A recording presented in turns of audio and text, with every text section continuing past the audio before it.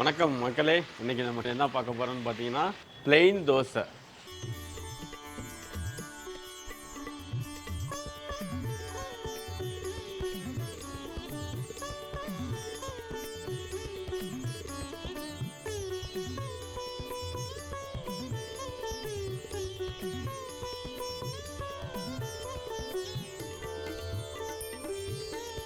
வணக்கம் மக்களே, இன்னைக்கு நம்ம என்ன பார்க்க போறோம்னு பார்த்தீங்கன்னா பிளெயின் தோசை.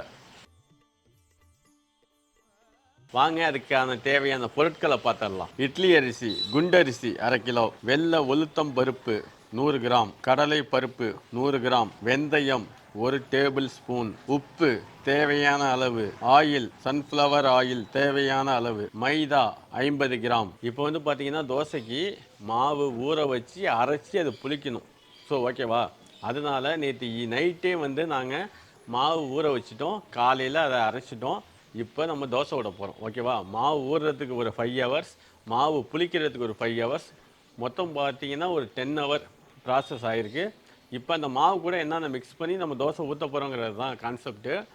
நான் எப்படி ஊற வச்சுருக்கேன், எந்த மாதிரி அரைச்சிருக்கேங்கிறத நான் உங்களுக்கு காட்டுறேன். பாருங்கள், இந்த மாதிரி தான் அரைக்கணும். இந்த மாதிரி அரைக்கும் போது தான் நமக்கு வந்து தோசை நல்லா கிறிஸ்பியாக வரும். அதே மாதிரி பார்த்தீங்கன்னா இதில் வந்து எல்லாமே ஒரே பாத்திரத்தில் போட்டு தான் ஊற வச்சுருப்பேன்.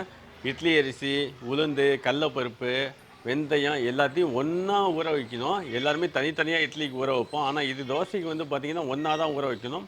அப்போ தான் டேஸ்ட்டு நல்லாயிருக்கும். நான் ஒன்றா ஊற வச்சு அரைச்சி தான் இருக்கேன். இது உங்களுக்கு வீடியோவில் நான் காட்டுறேன் பாருங்கள். இந்த அளவுக்கு எல்லாத்தையும் ஒன்றா ஊற வச்சு ஒன்றா கழுவிட்டு ஒன்றா மிக்ஸி ஜாரில் போட்டு தான் அரைச்சிருக்கோம். இது வந்து எதுக்கு அப்படின்னா, வீட்டில் ஒரு 2 பேர் தான் இருக்காங்க, 3 பேர் தான் இருக்காங்க அப்படிங்கிறதுக்காக கிரைண்டர் யூஸ் பண்ண முடியாது. இல்லை, கிரைண்டரில் யூஸ் பண்ணால் டைமிங் இருக்காது. இந்த பேச்சுலர்லாம் இருப்பாங்க, அவங்க யூஸ் பண்ணுறதுக்கு டைமிங் இருக்காது. அதனால் மிக்சியில் எப்படி நம்ம ஹோட்டல் ஸ்டைலில் சூப்பராக கிறிஸ்பியாக யூஸ் பண்ணுறோங்கிறத தான் இப்போ காமிச்சிருக்கேன். வாங்க வீடியோக்குள்ளே போயிடலாம். இப்போ பார்த்தீங்கன்னா இந்த மாவு ஊற வச்சு நாங்கள் அரைச்சி ஒரு 5 ஹவர்ஸ்க்கு மேலே ஆகுது. இப்போ பாருங்கள், இந்த மாவு வந்து அப்படியே பஃபியாக ஊறி இருக்குது, அதாவது புளிச்சு இருக்குது. அதை நான் காட்டுறேன் பாருங்கள். இப்போ வந்து புளிச்சிருக்கிறது இந்த சைடில் நல்லா தெரியுது பாருங்கள் உங்களுக்கு. ஒரு 5 மணி நேரம் நம்ம வச்சுருக்கோம். இந்த ஸ்டேஜில் வந்து புளிச்சிருந்தால் சூப்பராக இருக்கும் மாவு. இப்போ பார்த்தீங்கன்னா ஒரு 5 மணி நேரம் மாவு நல்லா புளிச்சிருக்கு. புளிச்சு மேலே அப்படியே சூப்பராக வந்திருக்கு. தோசைக்கு மாவு புளிச்சாதான் கொஞ்சம் நல்லாயிருக்கும். ஓகேவா, இது கூட இப்போ நம்ம என்ன ஆட் பண்ணுறோங்கிறத நான் உங்கள்கிட்ட காட்டுறேன். 50 கிராம் மைதா எடுத்து வச்சுருக்கோம். எதுக்காக இந்த மைதா போடுறோம் தோசை மாவில் அப்படின்னா, அப்போ தான் ஹோட்டல் ஸ்டைலில் கிறிஸ்பியாக அந்த ரோல் மாதிரி வரும். ஓகேவா, அதனால நம்ம லைட்டாக அந்த 50 கிராம் போடுறோம். அப்போ தான் நம்ம தோசைக்கு சைனிங் நல்லா கொடுக்கும். ஓகேவா, இப்போ நம்ம 50 கிராம் மைதா போட்டுக்கலாம். அடுத்து பார்த்தீங்கன்னா நம்ம தேவையான அளவு உப்பு போட்டுக்கலாம். அடுத்து பார்த்தீங்கன்னா இதை நம்ம நல்லா மிக்ஸ் பண்ணிக்கலாம்.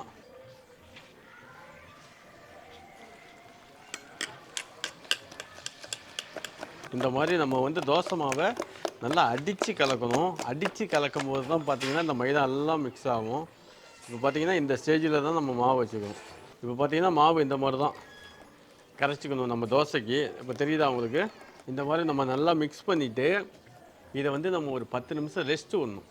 ஓகேவா, அப்போ தான் வந்து தோசை ஊற்றும் போது நல்லா கலர் கொடுக்கும். ப்ளஸ் வந்து சால்ட் வந்து நல்லா கரைஞ்சிருக்கும். ஓகேவா, இப்போ பார்த்தீங்கன்னா இதை நல்லா நம்ம கரைச்சிட்டு ஒரு 10 நிமிஷம் ரெஸ்ட் விடுவோம். சைடில் உள்ள மாவெல்லாம் நல்லா வலிச்சு வச்சுட்டோம். ஓகேவா, இப்போ 10 நிமிஷத்துக்கு அப்புறம் அது எப்படி இருக்குன்னு நான் காட்டுறேன் பாருங்கள். இப்போ பார்த்தீங்கன்னா ஒரு 10 நிமிஷம் ஆச்சு. தோசை மாவு வந்து சூப்பராக ரெடி ஆகிடுச்சு. இப்போ இதை அப்படியே நம்ம ஓரமாக வச்சுட்டு தோசைக்கல்ல ஆன் பண்ணிக்கலாம். ஓகேவா, அதுக்கு முன்னாடி ஒரு சின்ன இன்ஃபர்மேஷன். நீங்கள் தோசை ஊற்றுற மாதிரி இருந்தால் எப்போவுமே ரவுண்டுக்கு, அதாவது குழிக்கரண்டியில் ஊற்றுவீங்க. இந்த மாதிரி கரண்டி நீங்கள் வாங்கிக்கிட்டிங்கன்னா உங்களுக்கு ரொம்ப யூஸ்ஃபுல்லாக இருக்கும். ஓகேவா, முன்னாடியெல்லாம் பார்த்தீங்கன்னா இந்த மாதிரி தோசை துடுப்பி தான் நாங்கள் யூஸ் பண்ணுவோம்.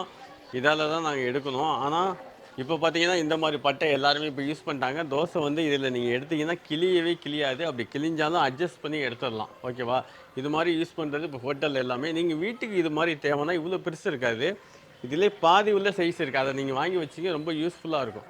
ஓகேவா, தோசை வந்து கிளியாமல் இருக்கும். நல்லா மொறுன்னு சுற்றி எடுக்கிறதுக்கு இந்த தகுடு ஈஸியாக இருக்கும். ஓகேவா, அதே மாதிரி நீங்கள் வீட்டில் தோசை ஊற்றுனீங்கன்னா கரண்டியால் ஊற்றுவீங்க. அதை கொஞ்சம் அவாய்ட் பண்ணிவிட்டு இந்த மாதிரி டவரா, சின்ன டவராவை அழகாக சூப்பராக சின்ன கடைகளில் கிடைக்கிது, அதை வாங்கி வச்சுட்டு நம்ம வீட்டில் உள்ள தோசைக்கல்லில் ஊற்றி நல்லா தடவுனீங்கன்னா இந்த சமமாக உள்ள பகுதியில் தடவிங்கன்னா நல்லா ஸ்ப்ரெட் ஆகும்.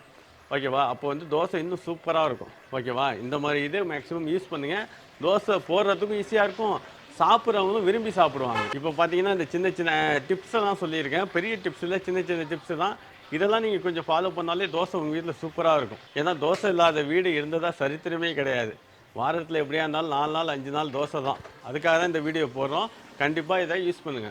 இப்போ பார்த்தீங்கன்னா, கல்லு சூப்பரா ரெடி ஆயிடுச்சு. இப்ப நம்ம தோசை ஊத்தி எப்படி வருதுன்னு நம்ம செக் பண்ணிடலாம் வாங்க. தோசை ஊத்துறதுக்கு பார்த்தீங்கன்னா, நான் தவரா தான் எடுத்திருக்கேன். உங்க வீட்ல தவரா இருந்தா நீங்க எடுத்துக்கங்க. அப்படி இல்லைன்னா நம்ம கரண்டியாலே யூஸ் பண்ணலாம். ஓகேவா?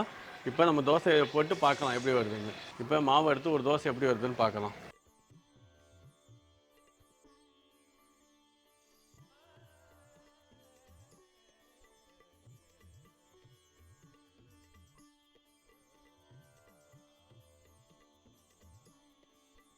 இப்போ பார்த்தீங்கன்னா தோசை எப்படி வருது நான் ஊற்றும் போதே உங்களுக்கு தெரிஞ்சிருக்கும் எப்படி வந்திருக்குன்னு. அது மேலே லைட்டாக இப்போ நம்ம ஆயில் போட்டிருக்கேன். தோசை ஊற்றுறோம்னா நம்ம தோசை எடுக்கவே தேவையில்ல. ஆட்டோமேட்டிக்காக அதுவே சுருட்டிக்கிட்டு வரும். ஏன்னா அந்த பக்குவத்துக்கு தான் நான் வந்து உங்களுக்கு மாவு சொல்லியிருக்கேன். ஏன் இந்த பக்குவத்துக்கு நம்ம அரைக்கிறோன்னா, நாங்கள் மண்டபத்தில் பார்த்தீங்கன்னா பெரிய தோசைகள்லாம் இருக்கும். ஒரே நேரத்தில் 30லேருந்து 40 தோசை போடுற மாதிரி இருக்கும். அதனால தான் நாங்கள் இந்த மாதிரி ஸ்டேஜில் மாவு அரைக்கிறோம். மாவு வந்து நல்லா கிறிஸ்பியாக இருக்கும். அதுவாகவே தோசையாக எழுந்திரிச்சு வந்துடும். அது எடுக்கும்போது எப்படி வருதுன்னு காட்டுறேன் உங்களுக்கு. இப்போ பார்த்தீங்கன்னா அதே மாதிரி இன்னொரு தோசை ஊற்றி காமிக்கிறேன் உங்களுக்கு. ஊற்றுறோம்.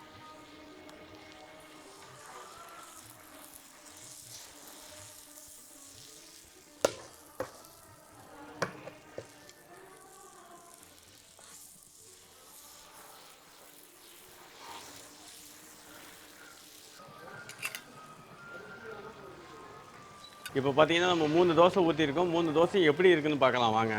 நல்லா கிறிஸ்பியாக ஊற்றிருக்கோம். மேலே நல்லா ஆயில் தாராளமாக ஊற்றிருக்கோம். அது எப்படி இருக்கலாம்னு பார்க்கலாம் வாங்க. எடுக்கும்போது ஒரு சிம்பிளான மெத்தட் உங்களுக்கு சொல்லி தரேன் நான்.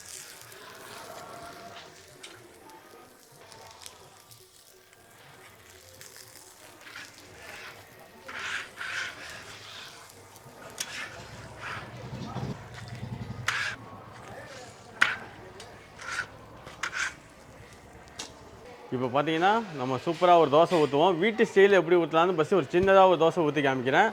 வாங்க பார்க்கலாம்.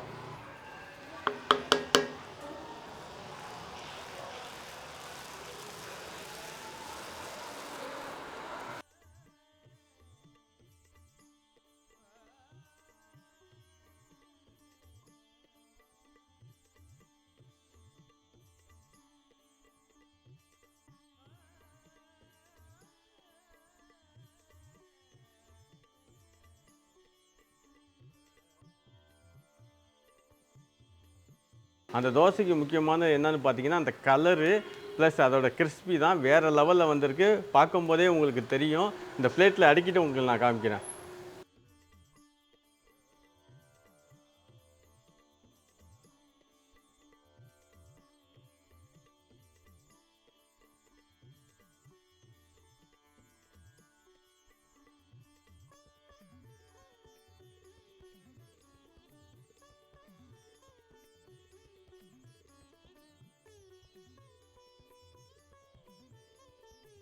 ஃபஸ்ட்டு பார்த்தீங்கன்னா, சின்னதா வீட்டு தோசை எப்படி கிறிஸ்பியாக மடிக்கிறதுன்னு காமிச்சோம். அடுத்து பார்த்தீங்கன்னா, பிள்ளைங்களுக்கு பிடிச்ச தொப்பி தோசை அது செஞ்சோம். இப்போ பார்த்தீங்கன்னா, ரோஸ்ட்டு நீட்டா, அதாவது தோசையை ரவுண்டாக ஊத்தாம நீட்டா ஊற்றினா தோசை பெருசா தெரியும். அகலம் கம்மியாக இருக்கும். ஓகேவா? இப்போ அதை ஊற்றிடலாமா.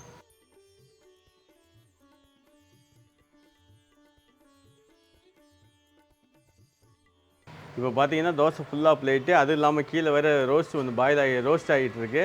ஃபஸ்ட்டு இதை நம்ம சாப்பிட்டுட்டு டேஸ்ட் பண்ணிடலாம். தோசையோட கலரை பாருங்கள். தெரியுதா? தோசையோட கலர் எவ்வளோ சூப்பராக இருக்குது பாருங்கள். இப்போ நம்ம சாப்பிட்டு பார்த்துடலாம். சட்னி கிட்னி இருந்தால் எல்லாமே நல்லாயிருக்கும். நமக்கு இந்த நேரத்தில் சட்னி கிடைக்கல. அதனால் வெறும் தோசையை சாப்பிட்டு பார்த்துருவோம். வெறும் தோசையை 10 தோசை திங்கலாம்னு நினைக்கிறேன். நல்லா கிறிஸ்பியாக இருக்குது, சூப்பராக இருக்குது. இந்த ரெசிபி நீங்கள் கண்டிப்பாக ட்ரை பண்ணுங்கள்.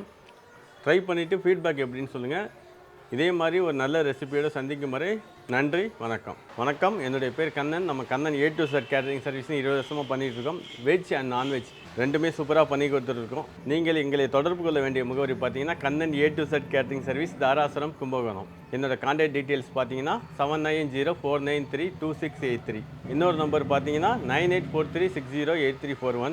மீண்டும் இதே மாதிரி ஒரு செம்ம ரெசிபியோட உங்களை சந்திக்கும் வரை உங்கள் கண்ணன். நன்றி, வணக்கம்.